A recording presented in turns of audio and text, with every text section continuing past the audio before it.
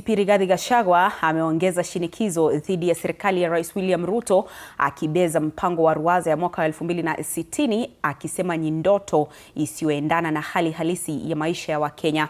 Akiwa katika kaunti ya Nyandarua, Gachagua ameishtumu serikali kwa kutoa ahadi badala ya matokeo kabla ya kupeleka ujumbe huo moja kwa moja kwa wananchi kupitia msururu wa mikutano ya kisiasa. Mwandishi wetu Mike Kagwongo na uketo wa taarifa hii. Rigathi Gachagua anaendelea kuikaba koo serikali ya Rais William Ruto. Akizungumza wakati wa ibada takatifu katika kanisa Katoliki la St. Paul Murung'aru, eneo la Kinangop, kaunti ya Nyandarua, kiongozi huyo wa DCP ameibeza ruwaza ya mwaka 2060 akitaja kuwa ndoto isiyo na msingi na kusisitiza kuwa Wakenya wanahitaji matokeo wala si ahadi za mbali. Sisi watu ya Kenya hatutaki vision, tunataka vitendo.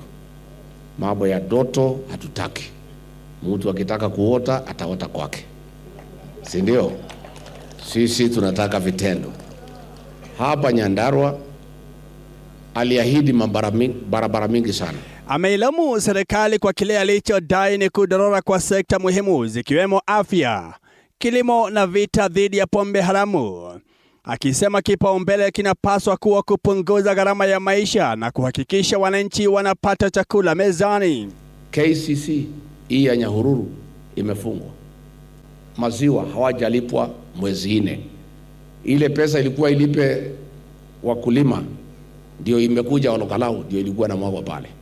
Na hii mjumbe wenu kwenye alikuwa anabeba pesa na gunia. Gachagua pia ameitaka serikali kujiandaa ipasavyo kwa mvua zinazotarajiwa za El Nino, kwa kuhakikishia Wakenya usalama wao na kuweka wazi mikakati ya kukabiliana na athari zake. Kuliko utupangie mambo ya 2060.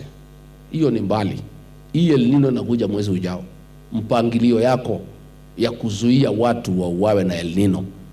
El Nino isiharibu mali ya watu. Murung'aru ye! Na baada ya ibada hiyo, aliyekuwa naibu rais aliendeleza mashambulizi yake ya kisiasa kupitia mikutano ya hadhara na mazungumzo na wananchi wa Murung'aru, Donyo Jero, Injinia Jafine na kwa haraka kaunti ya Nyandarua, akizidi kuimarisha ngome yake ya kisiasa huku akiendelea kuongeza pressure kwa serikali ya Rais William Ruto. Mimi nataka niulize Murkomen.